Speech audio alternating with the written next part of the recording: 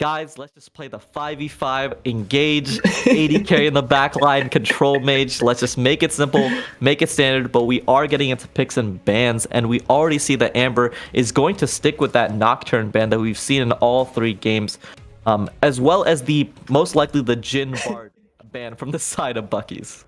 Well, we're going to see Seraphine pop up as well. Gunjin, his crystal ball on point as always. The Jhin going to be taken away from Balthazar as Elventus Amber is back on the blue side. Bucky's on red side. The same side selection from game number 1, switching it up from game number 2 here. Hot take from Icarus. Rumble, a bad pick. Well, Nil did a pretty good job on it around that Elder Drake fight, but it wasn't enough to come up with the win. Icarus, I give you half peppers on that one. Looking at the free tweet, I don't know. There's been a lot of controversy around that one. Meanwhile, Amber going to be taking Xin Zhao off of the board. In Icarus said Rumble's a bad pick. Well, where do you rate it, I wonder, on the ban rating? Gunjin, what about you, my guy? What are you thinking for this Rumble taken off the board? I think I like the fact that Bucky's is going to ban out the Rumble just to kind of make the draft a little bit easier in terms of all the flex potential that it has. Amber is going to be still able to take the Morgana jungle, still can be flexed into support position, but a really top tier AP jungle, kind of facilitating a lot of the AD solo laners. I'm excited to see for the side of Bucky's because Amber doesn't ban it out now. The Kled pick was really important for them in game number 2, and we saw that Slim Kim was very comfortable on it. Obviously, the dive that happened around level 6, and it feels like in every game, Amber forces a dive around the 5 to 6 mark. They mess it up. Yeah. And at that point, either the confidence gets shot or they kind of feel a little bit passive and they end up conceding a lot of early game objectives. So let's just not go for the level. Let's just not go for the level 6 dives. You know what? You chunked them out. That's good enough, guys. We'll just take it from there. They are going to pick the Pantheon here. A lot of flex potential can go into 4 positions, really, but most likely going to be either in that jungle, top, or in the support position. I'm excited to see it. I think that it adds a little bit more of that spice, as we are talking about in this, as it has a really strong early game and can cause games to get really volatile. For the side of Bucky's, though, I'm excited to see, especially the Salas pick. I am confused why they're picking it so early. It's not been a pick and ban for the side of Amber in any of these drafts, I believe, actually none of these drafts. So it feels like it's a really early pick, and it shows kind of your hand in terms of either that top or mid lane pool. So interested to see on why they prioritize the Salas this early, especially if it's not a pick and ban in any of the games. For the side of Amber, though, they are going to go, I think they're going standard here. They're going to build out the Jinx comp. I'm excited. Not wanting to take any risks with the second phase of bans, Gunjin, Elventus, Amber are going to pounce on the prime picks that they want here in game number 3. They're going to try to rock with a little protect the Balthazar composition. This has been a hyped ADC to start off our season. How do you think he's been doing throughout the first couple games here, Gunjin, against Bucky's? I think he's been playing well. I think it's just in a lot of these situations he's not in a position to really succeed. Yep. Especially in game number 1. I think that they had the lead, and again that bot lane tower dive really just threw away the position. You can always be leading on a Jinx Seraphine lane, but if you give the Jinx a triple kill and then she picks up a kill mid lane, it's like, well, she has more items than me, guys. And in game number 2, he was leading Amber's bot lane. Bucky's bot lane, sorry, Macro Beast, in terms of just CS at 10, CS at 15, CS at 20, and he was putting in the damage, but again, lethality Varus is not going to carry team fights in the late game. So he's doing his job and he's playing the lane well, but a lot of times it feels like his team is kind of putting him in spots where he's not able to succeed as much as we kind of want this all-star AD talent to really succeed. We are going to be getting into the next round of drafts, and I'm excited to see what Bucky is building out, because right now we have Pantheon, Sylas, Veigar, Rel. So it's most likely going to be Veigar, Rel bot lane, which I'm excited to see because it was a flex pick that we saw in week number 1 for the side of Bucky's, as Macro Beast played Veigar, Swain, and Samira. Only one standard AD carry, so I'm excited to see it.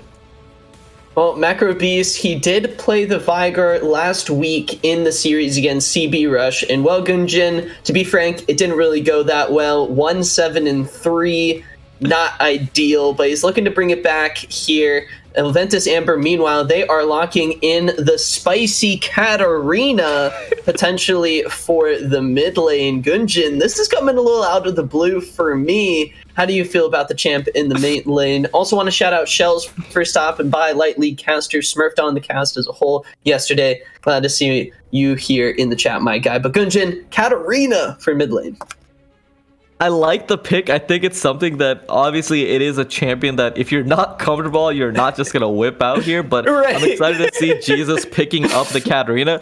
It does kind of fly in that whole concept I was talking about where you're trying to build the coherent comp. It's like, oh guys, like get in line for pictures and everyone's dressed up in like a suit and tie and then one guy's in just like a punk rock shirt. And you're like, what?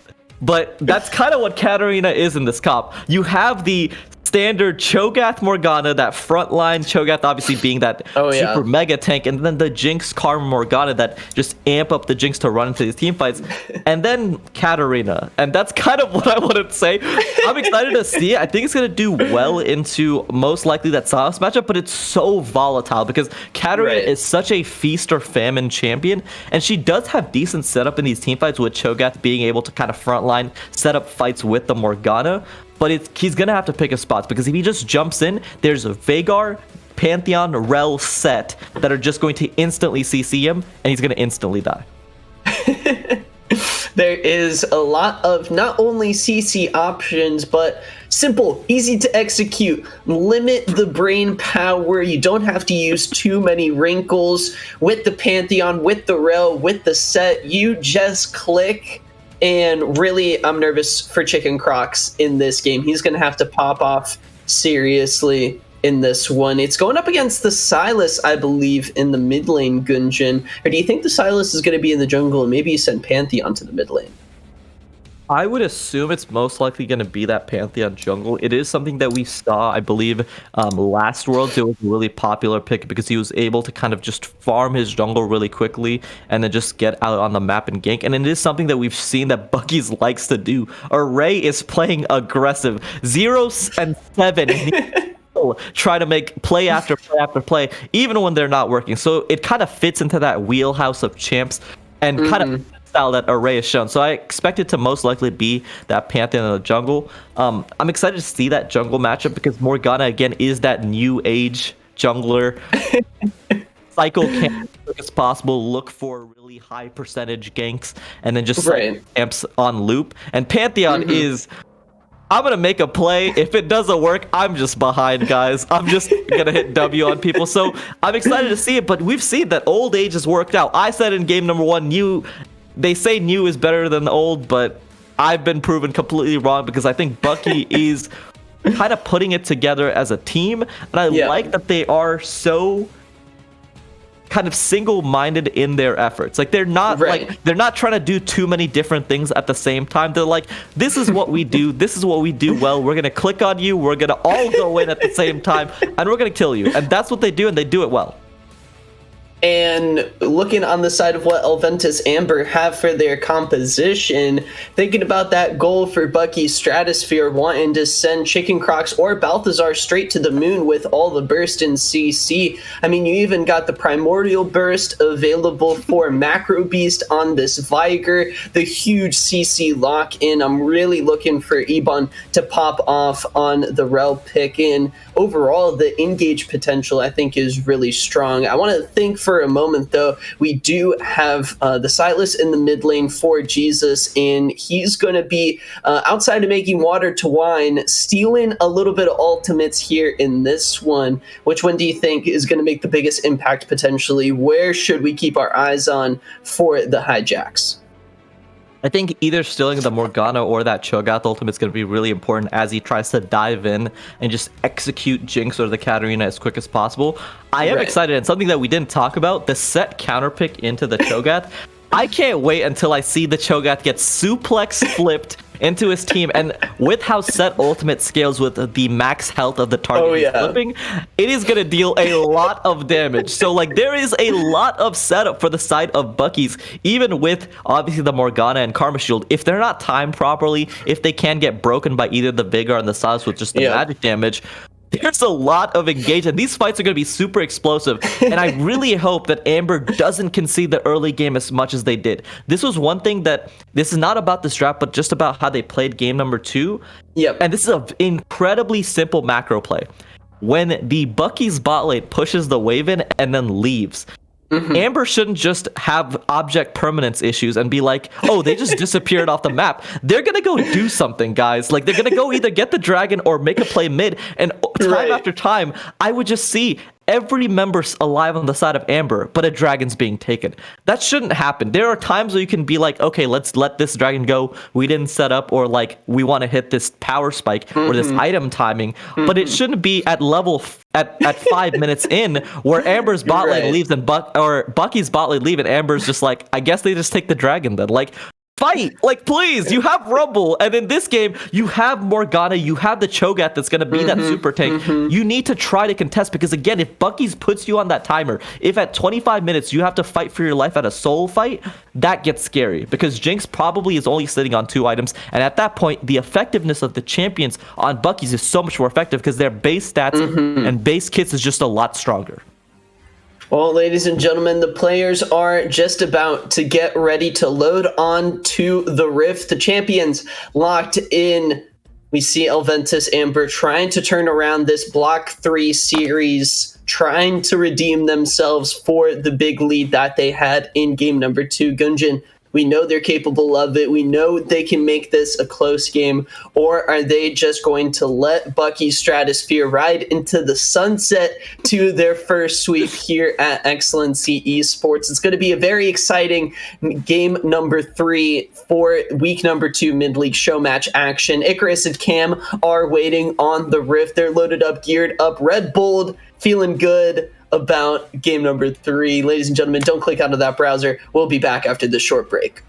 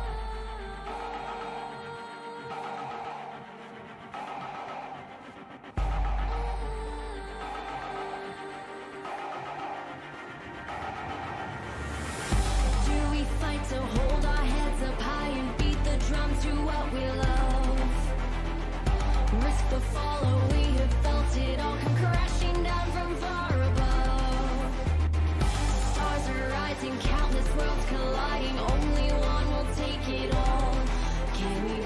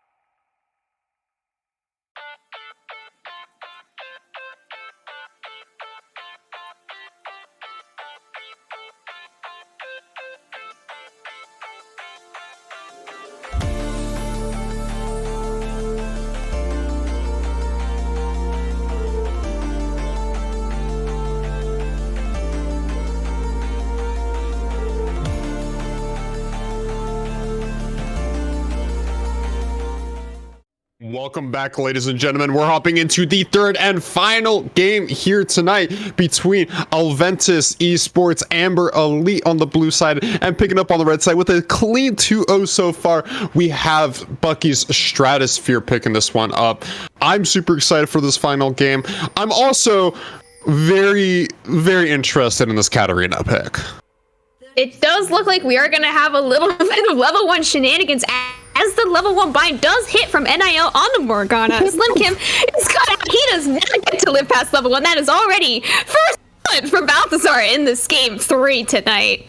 Oh my goodness. But it is not going to end. NIL, you are already caught out. He is going to have to burn this flash on Morgana. Again, we're still level 1, guys.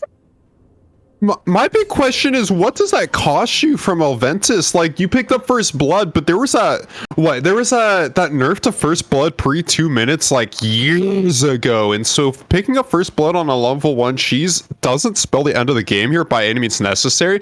Yes, it does mean that Balthazar gets to start off with a longsword, but now Balthazar has to live with the fact that he started his traps at level 1. He has flame chompers, and so he's not going to really be able to do a whole lot at level 1. He's not going to be able to shove out the wave too well, and on top of that, NIL is going to fall behind in his jungle clear because he started binding, so it looks like they're going to make up with it with a very harsh lead here, or harsh leash here for NIL, but they get first blood and it works for them for now. But I want to see how this level 1 ability starts affects them.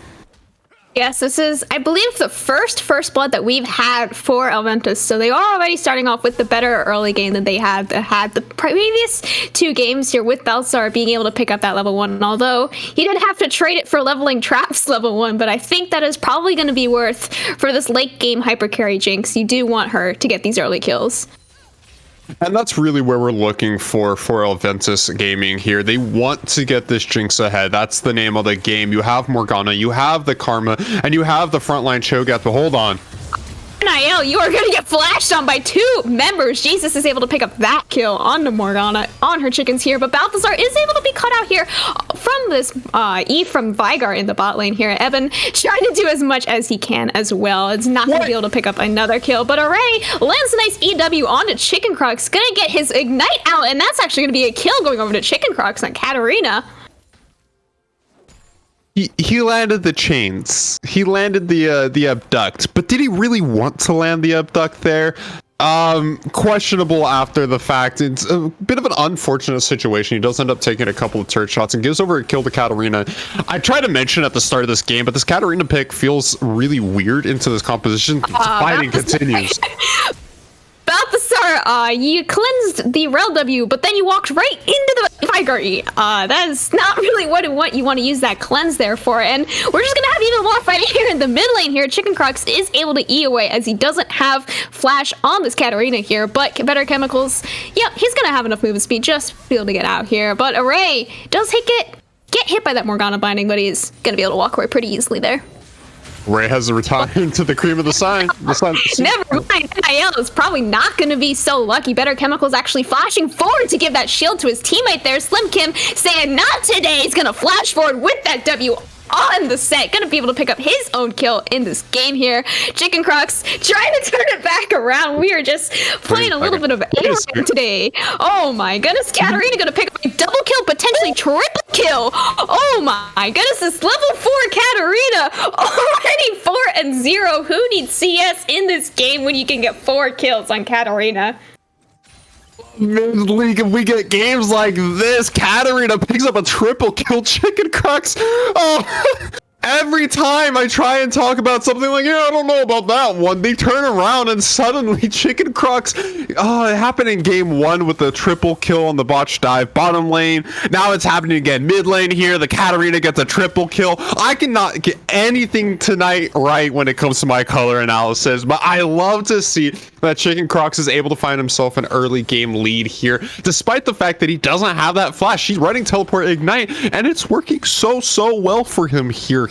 Or it might not be because he doesn't have the flash, but the fact that he was there with the teleport and is able to stay up in levels and has the combat summoner still means that he's able to do so much for his team. And now it's going to be so hard because Pantheon needs an early lead here, and with the Katarina, it was the one questionable pick here on the entirety out of all the champions for the side of Elventus. But Chicken Crocs is 4-0. It doesn't matter how questionable that pick is when 5 minutes into the game, you have such a massive lead. Oh, they did. They were able to find the stun there onto Chicken Crocs, but despite not having flash, he is able to get out very easily with that E on Katarina. Jesus now actually going to be able to cut out here a little bit better chemicals, picking up that kill with the counter gank.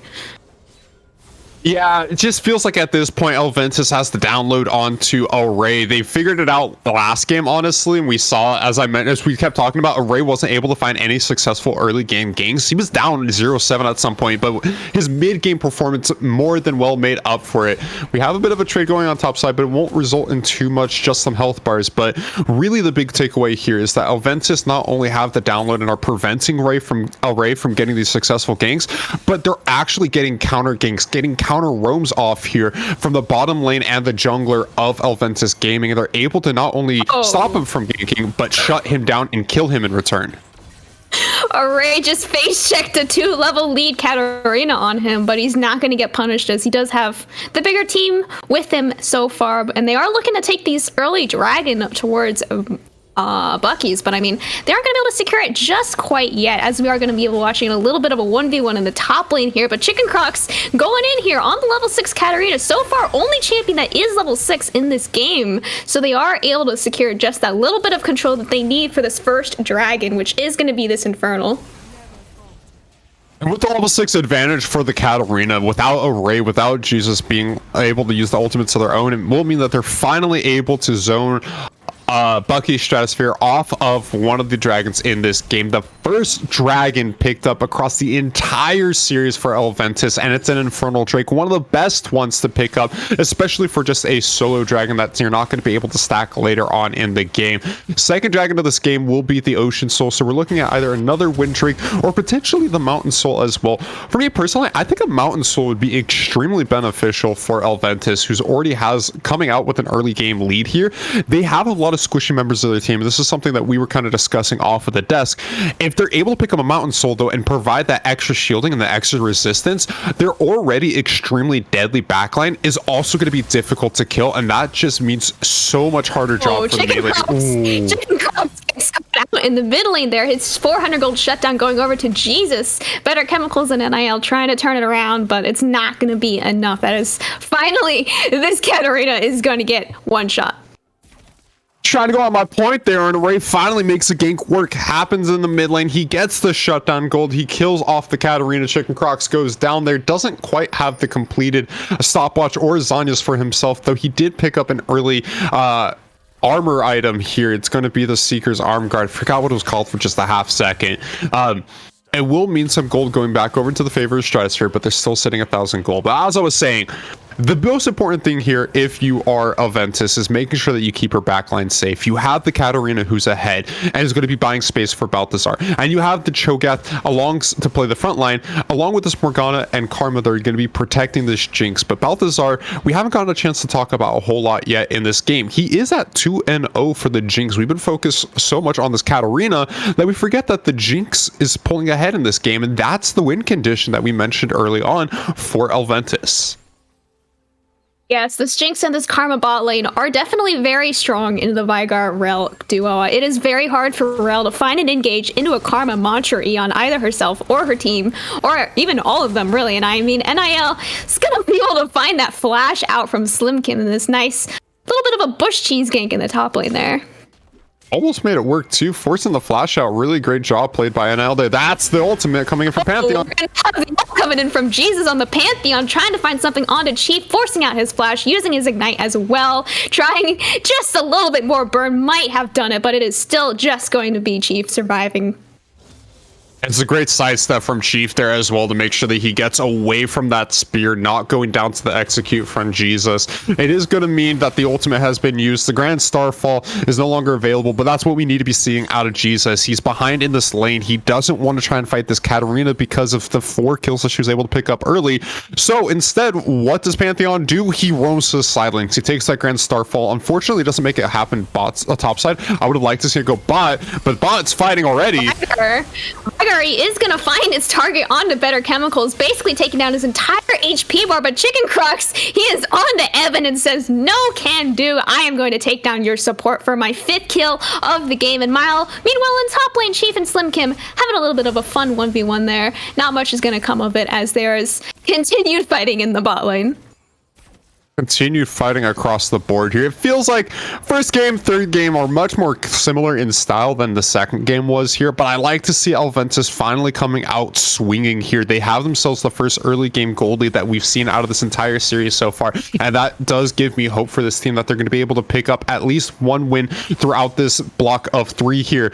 Biggest thing I want to talk about right now is looking at that top lane. We've talked about the mid lane, we talked about the bottom lane, but I want to talk about Slim Kim on this set and the top side. I personally don't agree with the itemization that he's gone with here so far. I think that going with a Bork item would have been so helpful for Slim Kim to be able to try and continue to fight this Cho'Gath in the top lane, because really what's going to stop Elventus Gaming from continuing to snowball through this game is getting a good team fight with this set available. If you can get an amazing showstopper using the Cho'Gath or stopping the Katarina from using the ult, then that's going to be a winning condition for Bucky Stratosphere. That's when they can really try and turn these games around once you get that huge chunk from the showstopper. But when you go towards that, when you're going towards the regular itemization instead of dealing with specific matchups on the top side, Slim Kim is just slowly falling further behind and is now looking to roam because he doesn't have a way to be able to actually fight Chief one-on-one.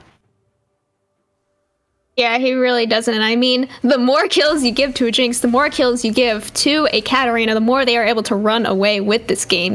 Once you are able to hand them a little bit, even just a little bit of a lead in this game, they are hopefully going to be able to close it out as easily as Bucky's was in the first game once their Jinx was able to pick up that early triple kill. But we're going to have an engage in this bot river here. NIL caught just a little bit on this Morgana, already falling shut down from Jinx going over to Pantheon, and Morgana already fell earlier in the fight. Chicken Crux not there on this Katarina that they so desperately need for her early game damage and her lead. This is going to be second Dragon Ocean going over to Bucky's, and it is going to be the second Cloud Soul in the series. Skies have parted, the clouds have separated, and finally something that I call works out here for me instead of against me. Slim Kim shows up in the bottom lane. Sure, he doesn't have the ability to fight the Cho'Gath one-on-one, but it is a showstopper that makes that fight happen, and he's able to collapse, bringing the Morgana on top of Balthazar and Better Chemicals there means that he gets the AoE slow, and the rest of Bucky Stratosphere can follow up. They find themselves the second Drake of this game. We are going to be on another win soul. A little unsatisfying for the third game here. I think that the Drake can be boring, but I also think that it's one of the most underrated Drakes because of that exact reason. We have to keep in mind what it does once you get all 3, and more importantly, what it does when you're just stacking it is the cooldown reduction on your ultimate. I think there are so many champions on either side here that want to be using their ultimates on a very frequent cooldown that it's actually quite beneficial that it's a win Drake for either team here. You have the Cho'Gath Feast, the Morgana chains, and on the other side you have Grand Starfall, you have Array's ability to steal ultimates, the Showstopper, Rel ultimate, and Viger. All these so impactful in team fights. His mid lane. Wow, that was a very close rocket to hitting Jesus there, but he is able to just about escape with his life. Just trying to break it out in time. Chicken Crux with that nice Morgana on her as well is going to be able to make it out pretty easily. So many ultimates being used in that fight, though, from the side of Elventus that we just talked about. The Death Lotus, the Super Mega Death Rocket as well coming out. And it's going to mean not a whole lot picked up by Elventus at the end of the day, but what's important is that they're continuing to try and push their tempo. And I like to see this from the team that was ahead. We were talking about it a bit off the desk. Gungeon mentioned it, is that we want to see more proactivity coming out from Elventus as Slim Kim trying to put the beat down onto Chief here. Looks like they might be trying to set up a dive towards the top side of the map, though, and I don't know if Chief is going to be able to make it out alive here. Chief is not going to be able to finish that recall there, but with this Karma and Morgana behind him, I am probably expecting him, to be able to walk out of this one alive with the double shield available from both Karma and Morgana. Double shield will secure his safety here. Top turret is going to be pressured. Meanwhile, bottom side of the map is just both of these carries farming away, doing their best in order to pick up as much CS as they can. I'm curious to look at the itemization once again really quickly here. I talked about Slim Kim a little bit, but I want to also point out the fact that there are 3 members across Bucky's Stratosphere that have decided to pick up Merc Treads, including Macro Beast. I actually really like this adaptation. You're facing off against 4 AP threats and a Jinx. Having that additional MR is going to be doing so much work here. Teleport from Chicken Croc. Crocs did teleport behind Macro Beast in this bot lane, and Jinx is going to be able to find that kill with her rocket, but unfortunately Chicken Crocs will still fall, giving Silas yet another kill. Now 2-5. Oh, but Jesus is here. He finds the stun on the Balthazar, is able to escape with his life. Better Chemicals has so much peel on this Karma with the speed up on his Mantra E as well, trying to make it out as fast as he can. Jesus is able to pick up that kill, and Silas on Array is going to be able to pick up another kill onto Better Chemicals as well. Great turnaround collapse coming in by Bucky Stratosphere here this game. They're able to get the Grand Starfall. Array also being able to punish Chicken Crocs for teleporting into the bottom lane and over forcing that dive.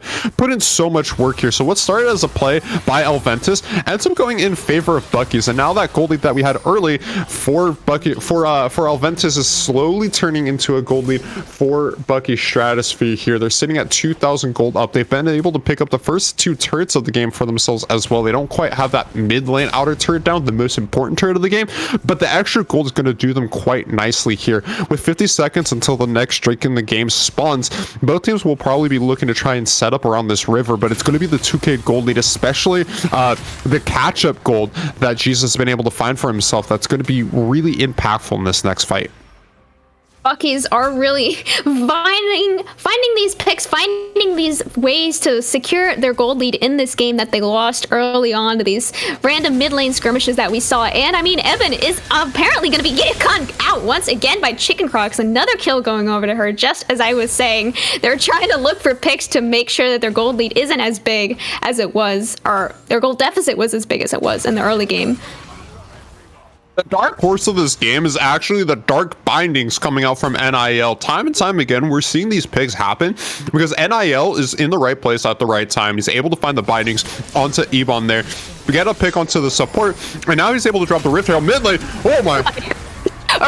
With the flank through the bot river there, didn't see it coming. Chief lands the massive ult on team. Very unfortunate. Slim Kim finds a double kill onto Silas. Chief has to watch his team fall around as he realizes, I'm a tank, and there's an enemy Silas on the team, or not even Silas, Set on the enemy team, and they're going to be looking to take the second dragon for themselves. Bucky Stratosphere on this cloud. Now I realize why Slim Kim went for that stride breaker right off the bat. It was so he's able to force the engages wherever he wants. We see he forces a flash out of Balthazar there on the back end of this fight as well. I don't think he's going to be able to... Oh, so close. Smite secure from Not even close. Not even close, baby. That is the power of the Jinx rocket. You love to see it.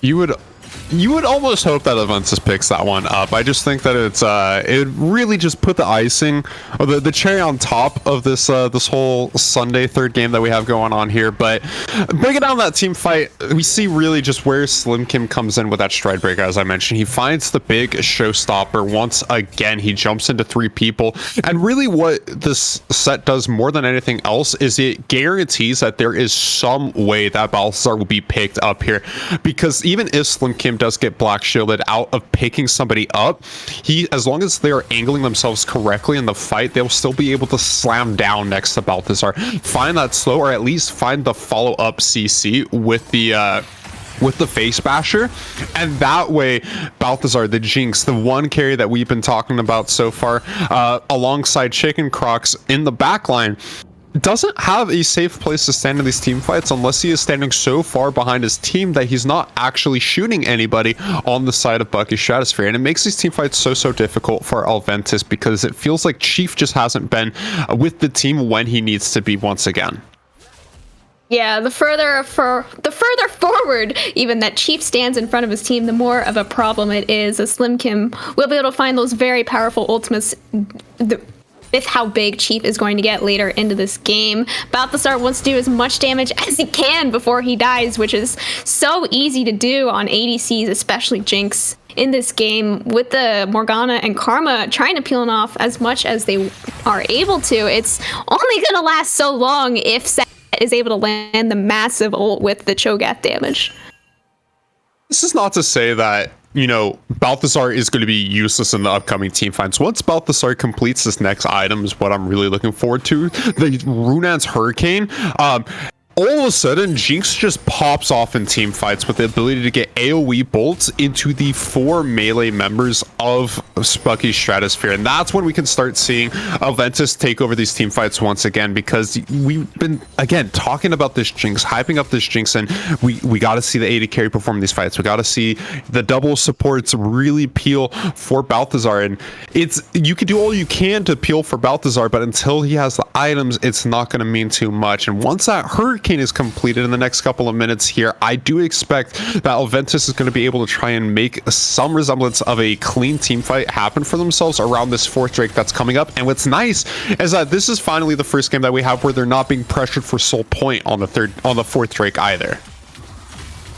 I mean, Elventus has a very, very strong siege. So like you were saying, if they are able to find that strong teamfight win that they really need right now in this game for Jinx and Karma to be ahead from this Veigar Rel, I mean, they're going to be able to take a lot of towers, especially with the Baron that is now available on the map as well. Baron on the map is going to make this game a little bit scarier for Bucky Stratosphere, because they don't have the DPS to be able to deal with a Baron. They have to find a successful full-on fight here. So this is another win condition that Elventus Amber can try and play around. They aren't being pressured for soul point. Even if they do get pressured for soul point, it's only a wind drake. I would actually like to see Elventus try and rotate all their aggression towards the top side of the map, as we do see already Bucky Stratosphere might be looking to try and fight Sheaf, but instead they just steal his ultimate and walk away. They just really wanted to steal his ultimate, and I mean, Chicken Crocs got a little scared for his own teammate and teleported just to make sure that he was okay up there in the top lane. And then they are looking for a little bit of a chase in the top river, but I'm not expecting it to go full on 5v5 over the scuttle. Love the idea of Array showing up in topside, like, you can't feast away the dragon if I feast the dragon first, and just steals the ult and walks away. So we do have dragon spawning in 45 seconds. They are hovering around this topside on the map, surprisingly, for Elventus, or for Bucky Stratosphere. So Elventus is going to be the first in the mid lane and first in the bottom river, but that's a nice cleanse. Alright, you missed your flash there, buddy. And I mean, Evan's still gonna try and find a engage from that, but he's actually gonna get caught out by that Morgana binding from NIL, but he's gonna have to be forced to flash away. There is not a set here to ult the Cho'Gath into his team, but Array is still gonna be doing so much damage on this Silas. NIL away from his team, gonna do no damage on this Morgana with the Leandre's build even. But I mean, Slim Kim is finally here. He's gonna do a lot of damage, even with the Jinx rocket barely missing with the Ignite, finally hitting that last tick. Array in the back, trying to find something under this tower, potentially trying to look for a dive here. I mean, he is gonna get the flash out, but is it gonna be enough? It is not, maybe? Oh my gosh, they're gonna live on 1 HP. Chicken Crocs is trying to make it out with 1 HP. This is gonna finally flash forward and find that pick onto him as well. And Better Chemicals will keep Balthazar alive, also at 1 HP on this Jinx. that was about to be the most awkward flash. We've all been there in solo queue where you're Jesus and you're standing there and you're like, yeah, I can flash. They're both solo. And then you flash and you realize that you don't have your spear off of cooldown there. It was a terrifying moment for Jesus, wondering whether or not that flash was worth it. But he is able to pick up the kill in the end. More importantly, it is going to be the dragon given over to Bucky Stratosphere at the end of the day, because they do just have the one extra member. Potential for steal here. They're looking for the steal. No, that is going to be dragon number 3 going over to Bucky's, and they are still going to try and look for a fight here. Chief is sitting in the pit, is able to find that shutdown with Chomp onto Silas, and he's still looking to try and fight here. Evan trying to engage on the backline, but the engage from Rel is just too much, but she is not taking enough to live the damage. Oh my goodness, Chief is trying to run away. Jesus does not have flash for the engage again, as he did last fight. Chicken Crocs is here though on the Fed Katarina from the early game, trying to do any damage, but the CC is just too overwhelming. Jesus is now godlike on this Pantheon. Little early on the Death Lotus there. Unfortunate for Chicken Crocs. I saw the opportunity. I saw what he was going for there. And for a second there, I thought what Elventus was going for. They were taking such a solid team fight for so long after that dragon had been picked up, but it was just a little bit of an overextension without the ward coverage that was needed by Elventus. Look again at that bottom side ward coverage. This entire series, Bucky has been on top of making sure that they not only have the wards that they need in the pit or around the objectives, but behind the objectives as well. And getting not only the dragon pit warded out for themselves, but where that team fight ended up going towards in the enemy jungle means that they're able to overchase, that they're able to continue going into feel comfortable jumping into another team fight, despite the fact that a majority of Bucky's had not had a chance to reset there. And I thought for a second that we were going to see Balthazar pop off in that fight and potentially get an ace off of that dragon pit, but once again, Slim Kim finds the picks that they need to be going for. They find their way onto Balthazar and just pick off this AD carry, and it's so tough because you see what Elventus is going for, you see the potential, and they're just always one step away from getting the successful team fight that they need. Yes, Elventus has now fallen 5k gold behind Bucky's in this game 3 here. They are down 2 dragons. They are down 6 kills here. And I mean, this Jinx is not ahead as you want her to be, but there is still, as you were saying, there is still a potential. They are still trying to look for these team fights where the Jinx can pop off.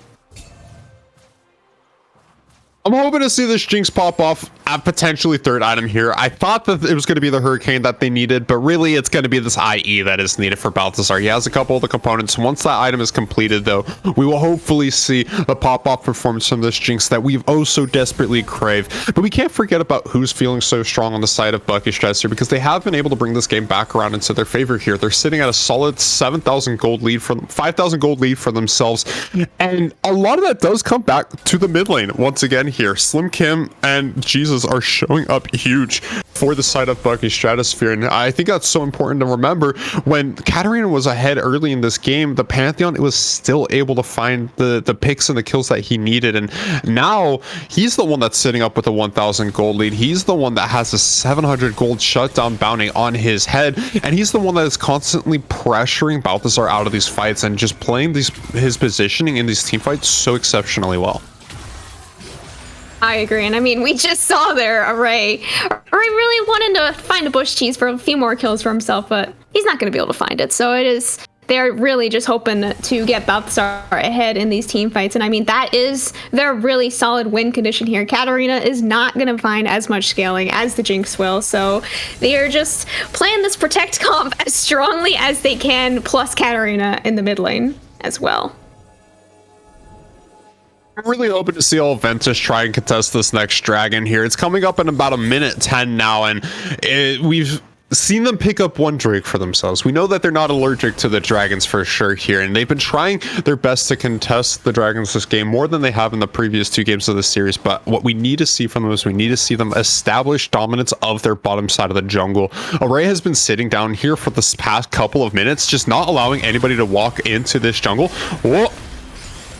Okay, they found the pick onto Array, potentially over the chickens, but I mean, with Shirelius being used, it's still not even fast enough, as Array did have that golden locket available. But I mean, with the all right, Balthazar is actually just gonna be able to face tank the Vigar ult from max HP there. Array trying to find a pick back onto them. Rel is rooted, though. She is not gonna be able to find the engage, but Slim Kim finds it onto Chief. So much damage to the backline. Array's doing as much damage as he can. Chief is trying to just keep himself alive. He knows that he does not have any more damage dealers on his team. Both of their shielders just trying to kite back for their own lives at this point. Nobody is playing together anymore. Better Chemicals really just wants to keep NIL even as alive as long as he possibly can, but Slim Kim will not allow it, finding yet another pick onto Better Chemicals, and this is going to be Cloud Soul going over to Bucky Stratosphere.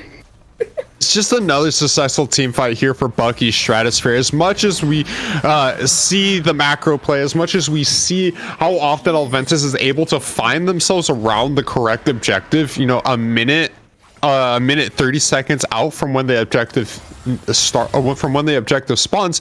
The biggest issue is that they're never able to find the successful team fight right before the objective spawns. And again, we just see Balthazar gets chunked out early on in this fight, and he's not able to make the same impact that we need him to make, the impact that we need him to make throughout that team fight, because he took that fight so early on versus Array and got chunked out by Macro Beast. Even though the Vigar is sitting at 0, 1, and 14.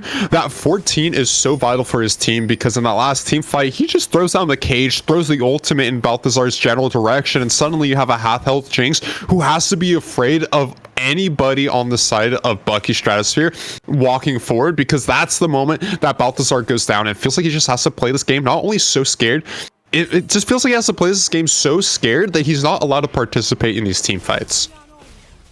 Yeah, I agree. I mean, like, that Macro Beast, he is sitting at 0-1-14, right? And he is playing this really strong, supportive Vigar even. I mean, you saw his ult does not do as much damage as you would hope from a Vigar this late in the game, but you're playing around his E, you're playing around him being able to keep his team alive because of just how strong his E is in these team fights, in these, like, really small corridors. Baron, and they are looking to take the Baron. I mean, Bucky's is just trying to sneak away a Baron at this point now. I mean, Elventus was going to have to face check it. I mean, they have no vision other than the blue trinket in the pit, which is canceled out by the control word. So they're just, yeah, there's the Vigar. So they are not even going to be allowed to walk in here. NIO potentially looking for the steal, but not going to find it. Evan finds the Magnet Storm onto the backline, though. Chicken across, trying to do something on this Katarina, do it as much as he can before he does eventually fall. Macro Beast is able to find the kill onto Balthazar in the backline, doing what he does best, finding his first kill of the game. Chief just trying to keep himself alive, man. He has not have enough damage on this team here. He's just gonna unfortunately fall with the Pantheon ult coming out into the backline, just making sure he dies. And this is gonna be the clean ace and Baron going over to Bucky Stratosphere.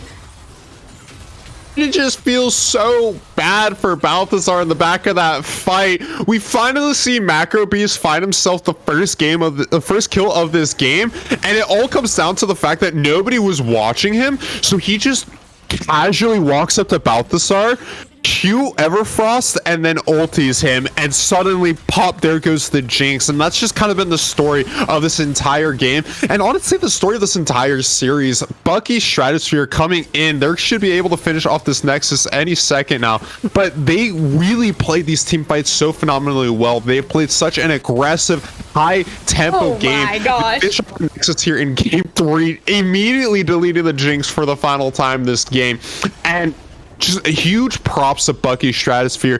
We talked about them last week. They came out 1-2. This week they come out with a 3-0, and all off the back of Array and some astounding team fights for Bucky's. Bucky's is going to be finding this 3-0 tonight. As you said, Macro Beast picking up, funnily enough, his first 2 kills in the last team fight on this Vigar. So the support Vigar eventually paying off, doing the damage that he needed to with his flash ult onto the Jinx, that main carry damage that they needed from Elventus. They were just not, unfortunately, able to find the 1 or 2 team fights that they needed to get this Jinx ahead in the game. So that is unfortunately just going to be the 3-0, or I mean 0-3 for them tonight. And you know, in order to break this game down a little bit more, we're going to go ahead and throw it over to the analyst desk really quickly as we try and get you guys set up with an interview. So Mac, Dewey, and Gungeon, you two go ahead and take it away to break down this third and final game between Bucky Stratosphere and Elventus Gaming Esports. Thank you so much to Icarus and Cam, absolutely crushing it on the cast. Gungeon, Bucky's 3-0 dream has come alive, and they've got 4 wins so far through 2 weeks of mid-league action. Really solid job from them so far through the start of season number 3 here at the mid-league. Let's talk about that final game just a little bit. The team fight execution, it feels like, from Bucky Stratosphere was just really out of this world. Gungeon muted, kind of cringe, but I mean, we got not muted. Oh no, I can't believe I'm the person that got that was the muted trick so often. Oh. But you're talking about it. Teamfight execution. I think it was really fun. It was really great from the side of Bucky's, and it is a team that is coming down from Heavy League, but they did struggle in Heavy League, and so it's kind of good to see that they're not kind of keeping with the status quo and they're changing it up. They're in the top 5. They are. What I like about Bucky is that they're so single-minded on what they want to do. They pick a comp that is like, and it's like, we want to kill Jinx and we want to CC lock Katarina. And they all commit. There is no hesitation. There's no, and even when they can get them in trouble where they overcommit and they force too hard and they end up losing on the play, they will still keep going for it. And that's what I like, that they are trying to constantly play aggressive, and if they're going down, they're going down with the fight. So it's entertaining to see, and I like that they've kind of changed up the style, and they're really pushing to be a top 5 team in this league. And looking on to the other side of the rift for this Block of 3 series, the show match, Elventus Amber, I don't think they disappointed too much here, showed us a little bit of what they got, maybe some things to look forward to as the season progresses. They had a really strong start from Chicken Crocs on the Katarina, picking up 4 early kills. Gunjin, my man, where did it go wrong for Elventus in game number 3? I think that, and again, it sucks to say that a team comp can really define kind of how the map goes, but even with the lead that Chicken Crocs got, it is still a incredibly difficult team fight to play out. The amount of engage that Seth provides with not throwing Cho'Gath into a team, the amount of just pin down point and click CC that he has to deal with is just really difficult. So even though he got a lead, I think it was difficult for him to execute in teamfights, and I would have liked it if they really pushed on that dragon stacking objective. They really, because they showed in game number 2 that they can establish pretty much complete vision dominance of a side, and when you have such a strong mid laner, you can try to do that and really try to stack those dragons. But it felt like dragon was kind of like a side objective. They were never able to really put it together as a team and kind of set up for these objectives early on, and it felt like they'd get picked here. And again, it doesn't look too bad, but when you go into those big team fights, then those cooldowns, like the flashes on the Jinx or the flash on Katarina, is not up, and they can just point and click CC you, and that's where I felt it really fell apart. Right. And looking outside of this series, we had some other 3-0s come through tonight, Gunjin. No Fear Wolves taking down Divine Ascension Obsidian in 3-0 fashion. CBR doing a speed rush of the Degenerates Reformed series. They absolutely popped off. And actually, Shadowblade Slash showing some of their muscles. The squad a little bit different from their light league showing, but still pulling it off in the mid league here. They were able to come up 3-0 against Nine-Tailed Fox Onyx. But Gunjin, a little bit of surprise in the results here tonight. At least it should be to a lot of the fans here. Fever losing to Death Card's Academy. They only picked up 1 game against them. Death Card Academy picking up 2 against Fever, going 2-1 in the Block of 3. And Fever has been a team, especially in the early weeks, has been hyped up as one of those S-ranked teams, one of those top 3 teams. And I think all of us have that kind of feeling about them. But Shadowblade Slash and Death Card's Academy really showing. They played in week number 1, and they ended up going 2-1 in favor of Shadowblade. But you can see that those 2 teams were really close in that series. And now as they're transitioning into other teams, you can see that they're kind of dominating all these other teams. That series between Shadowblade Slash and Nine-Tailed Fox was not close at all. Shadowblade Slash pretty much dominated every single game with almost a 7k gold lead on average in every single one of those. And Death Card's Academy showing a really strong game plan versus Fever, kind of shutting down that mid lane of Zongi and JTB and shutting down the bot lane as well. So kind of hats off to both of those teams, showing that in week number 1 that they faced against really strong teams, and now they're kind of dominating the rest of the league. For the side of No Fear Wolves, it's kind of expected. They are a team that's coming back. Same with CB Rush, having that synergy. They're kind of just speedrunning, but I'm excited to see what Divine Ascension Obsidian can really put together as they kind of go in, because I do think that they have the potential to be a top 5 team. And looking particularly, Gunjin, at that No Fear Wolves bot lane that we saw last week, Epic Fail Guy, you have him in the ADC role, a huge second team All-Pro Mid-League ADC from last year, and then you add in Jushbox to the support role and you make that a duo, I gotta say they gotta be eyeing for that first team all bot lane potentially at the end of the season. A lot of great games here so far through 2 weeks in the mid league. I believe the post-game interview with Cam and Icarus is ready to go. They're joined by the Bucky's jungler Array, joining the first game the first post-game interview for the Buckies here in mid league. Hope you guys enjoy.